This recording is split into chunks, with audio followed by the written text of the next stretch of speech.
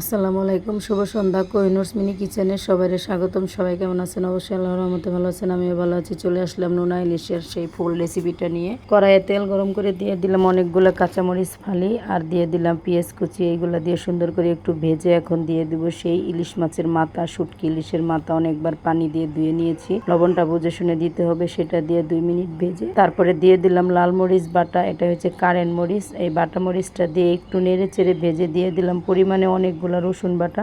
শুটকি মানে রসুনের বিকল্প নাই, রসুন দিলে বেশি মজা লাগে, আর ঝাল ঝাল তরকারি হবে এটা। রসুনের স্মেলটা খুবই ভালো লাগবে। রসুন দিয়ে সুন্দর করে একটু নেড়ে চেড়ে অনেকক্ষণ সময় নিয়ে ভালো করে অফ ক্যামেরায় অল্প একটু পানি দিয়েছিলাম, দিয়ে সুন্দর করে মশলাটা কষিয়ে নিলাম। আর আজকে রান্নাটা শুধু তেল দিয়েই করব, কোনো পানি দেব না, পানিতে শুকিয়েই গেছে। মশলার দিয়ে দিলাম একটু হলুদের গুঁড়া। হলুদের গুঁড়াটা দিয়েও আমি অল্প একটু নেড়ে চেড়ে দিব। লাল মরিচে কিন্তু অনেকটা লাল হয়েছে, পাটায় বাটা মরিচ জানেনই তো, ছোট ছোট কারেন্ট মরিচ অনেক ঝাল। তারপরে দিয়ে দিলাম হচ্ছে ধনিয়ার গুঁড়া। ধনিয়ার গুঁড়াটা দিয়েও আমি এখন একটু নেড়ে চেড়ে সুন্দর করে কষিয়ে নেব তেলের মধ্যে মশলাটা।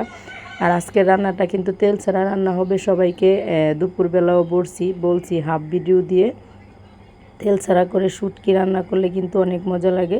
সেটা শুটকি হোক বা নোনা ইলিশ, কাটা ইলিশ, শুটকি ইলিশ, যেটাই বলেন না কেন।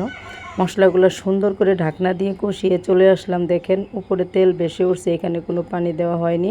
সেই তেলগুলাতে মশলা অনেক সুন্দর করে কষে গেছে। এখানে দিয়ে দিব চিকন লম্বা বেগুন, ঢেঁড়স, আলুর দেশি লাল ছোট ছোট গোল গোল আলুগুলা কেটে সুন্দর করে ধুয়ে পানি ঝরিয়ে রাখছি, সেইগুলা দিয়ে দিলাম। আর এই তরকারিতে কিন্তু ঝোল দিলে পরা আপনার লাসা লাসা হয়ে যাবে, যেহেতু ঢেঁড়স দিছি। আর এইগুলো হাইব্রিড ঢেঁড়স, মোটা মোটা, এর জন্য এরকম মোটা মোটা করে কাটছি, সমস্যা নাই। এখন সব সবজি দিয়ে সুন্দর করে নেড়ে চেড়ে মিক্স করে দিয়ে ঢাকনা দিয়ে সুন্দর করে কষিয়ে কষিয়ে নেড়ে চেড়ে রান্না করব। আবার অতটাও নাড়াচাড়া করা যাবে না ঘেটে ঘেটে, কারণ এগুলা কিন্তু ঢেঁড়স লাসা লাসা হয়ে যাবে।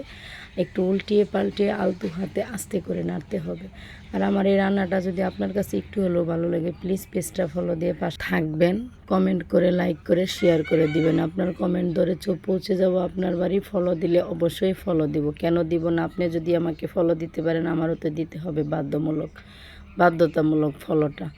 এই তো দেখেন আমার তরকারি থেকে প্রচুর পানি হয়েছে। এখানে কিন্তু আমি কোনো পানি দিইনি, আগেই বলছি পানিবিহীন সবজি এটা। এই শুটকির তরকারি পানি ছাড়া এভাবে তেলে কষিয়ে রান্না করলে, চিকন করে সবজি কেটে নরম সবজি দিয়ে খুবই খুবই মজা লাগে।